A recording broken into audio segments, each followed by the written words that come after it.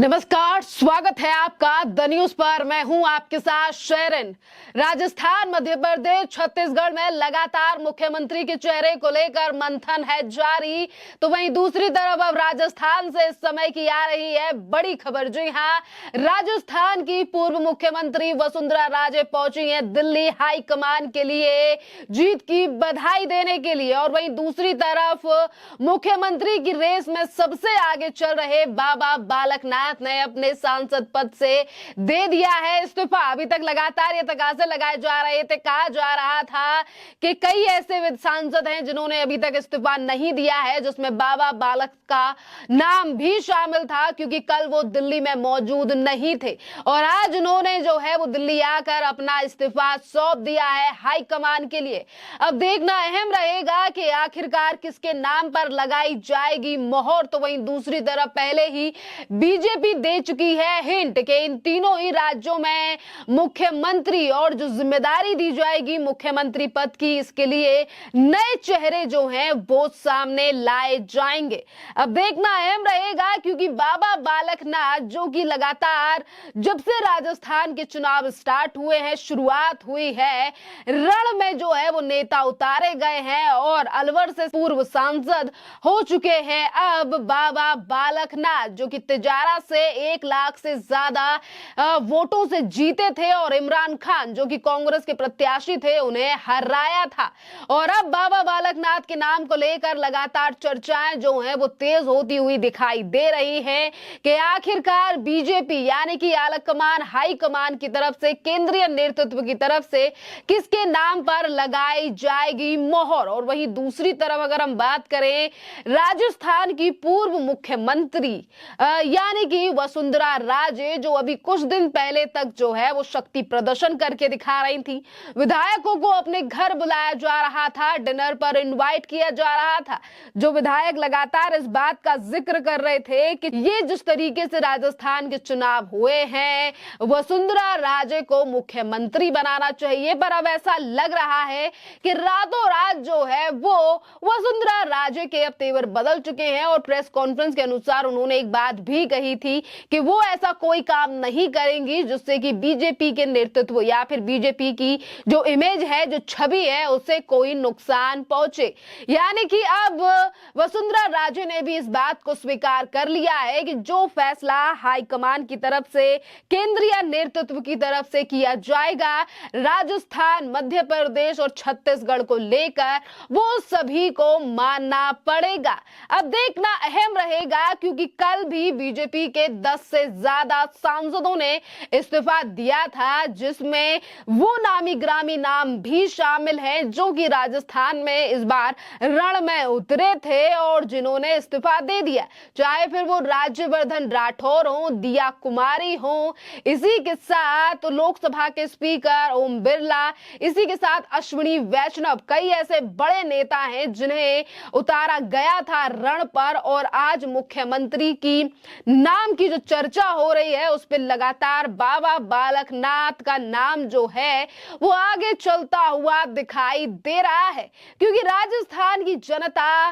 बाबा बालकनाथ को योगी के नाम से जानती है और योगी के ही नाम से उनके नाम पर जो है वो वोट पड़ा है। पहले 2019 में बाबा बालकनाथ ने लाखों के वोट से उस समय पर भी कांग्रेस के सांसद को जो है वो अलवर की सीट पर हराया था, जब संसद के चुनाव लड़े गए थे 2019 में। और 2023 यानी कि विधानसभा चुनाव में भी कुछ इसी तरीके से जो है वो हाई मार्जिन यानी कि एक बड़े मार्जिन से जो है वो जीत हासिल की है बाबा बालकनाथ ने। अब देखना अहम रहेगा कि जहां बीजेपी लगातार इस बात पर अटल है और लगातार ये सूत्रों के हवाले से भी खबर आ रही है कि इस बार इन तीनों राज्यों में बीजेपी नए चेहरों पर विचार कर रही है और एक एक करके नेताओं को दिल्ली भी बुलाया जा रहा है। 3 दिसंबर जिस दिन इन 4 राज्यों के चुनाव के रिजल्ट आए थे, उस दिन भी बाबा बालकनाथ को दिल्ली जो है वो केंद्रीय नेतृत्व की तरफ से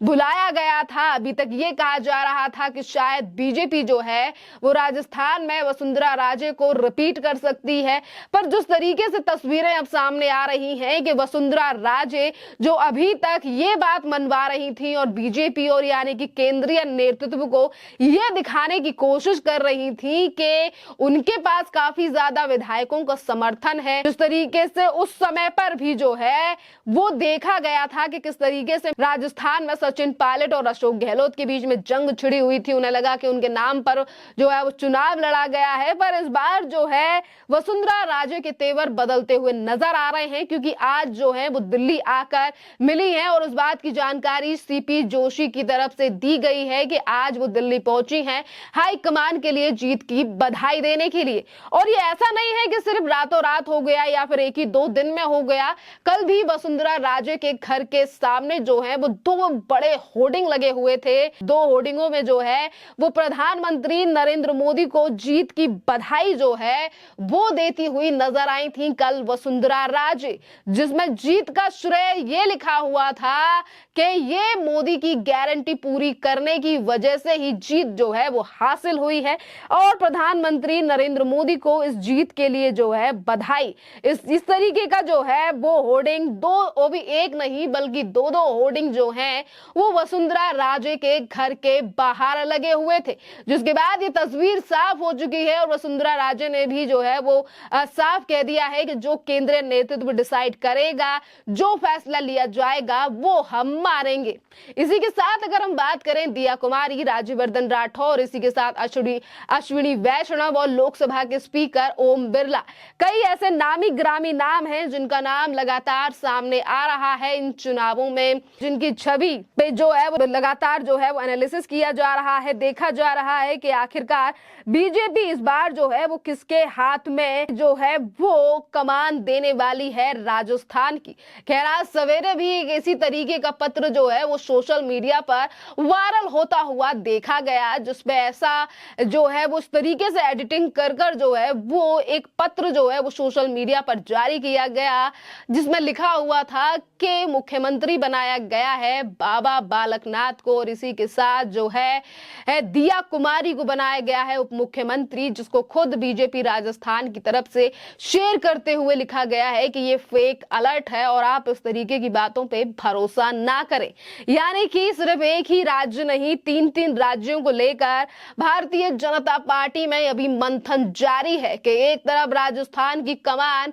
किसे संभाली जाएगी और वहीं दूसरी तरफ मध्य प्रदेश में क्या मामा करेंगे वापसी या फिर वहां पर भी कोई नया चेहरा जो है वो बीजेपी की तरफ से लाया जाएगा एज अ मुख्यमंत्री, जिसको लेकर पहले ही शिवराज चौहान कह चुके हैं कि मैं कभी भी मुख्यमंत्री की दौड़ में नहीं रहा हूं, जो केंद्रीय नेतृत्व डिसाइड करेगा वही होगा। अब देखना अहम रहेगा जिस तरीके से बीजेपी की ये छवि है कि जो केंद्रीय नेतृत्व डिसाइड करता है उसी के हिसाब से काम होते हैं और बीजेपी कोई ऐसा चेहरा चाहती है जिसका जमीनी तौर पे भी पकड़ हो और जनता भी उस पर भरोसा कर रही हो। खैर सोशल मीडिया पर ये ट्रेंड चलता हुआ भी नजर आ रहा है कि जनता की डिमांड बाबा बालकनाथ। अब देखना अहम रहेगा कि बीजेपी आखिरकार किसके हाथ में कमान सौंपेगी। खैर अभी की बड़ी खबर ये है कि जिस तरीके से सस्पेंस बना हुआ था बाबा बालकनाथ के इस्तीफे को लेकर, उन्होंने आज अपना इस्तीफा सौंप दिया है। खैर इस पूरे मामले पर आप लोगों की जो भी राय हो